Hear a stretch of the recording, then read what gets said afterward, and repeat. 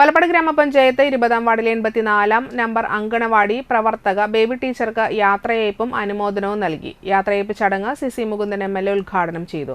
Ward member Vaishakh Venugopal അധ്യക്ഷനായി. ചടങ്ങിൽ Thalikkulam block panchayat ക്ഷേമകാര്യ standing committee chairperson Mallika Devan, Valappad GDM school പ്രധാനാധ്യാപകൻ CK ബിജോയ് മാസ്റ്റർ, ALMSC അംഗങ്ങളായ ബൈജു പനപറമ്പിൽ, രാജു കോഴിശ്ശേരി, സിംഗ് കോഴിശ്ശേരി, ഹരിദാസ് പനക്കൽ, അശ്വതി സജിത്ത്, ജ്യോതി, പ്രസന്ന, റജീന പ്രതാപൻ, മോഹൻദാസ് ഭഗവതി പറമ്പിൽ എന്നിവർ സംസാരിച്ചു.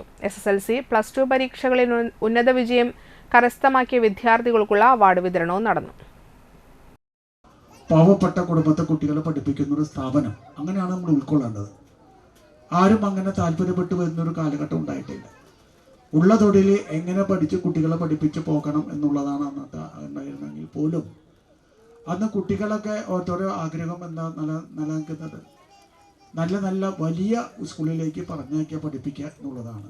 നല്ല ഡ്രസ്സ് ഇട്ട് ടൈയൊക്കെ കെട്ടിയ കുട്ടി പറഞ്ഞ ബസ് വന്ന് നിൽക്കുന്നതൊക്കെയാണ്. പക്ഷെ അതൊക്കെ മാറി. ആ കാലഘട്ടത്തിൽ ഉള്ളതുകൊണ്ട് സന്തോഷകരമായൊരു വിദ്യാഭ്യാസം കൊടുക്കുക എന്നുള്ളതാണ് അന്നത്തെ ഈ അംഗനവാടിയുമായി ബന്ധപ്പെട്ട പ്രവർത്തനം. അത് സാമൂഹ്യ പ്രവർത്തനത്തിൻ്റെ ഒരു ഭാഗമാണ്.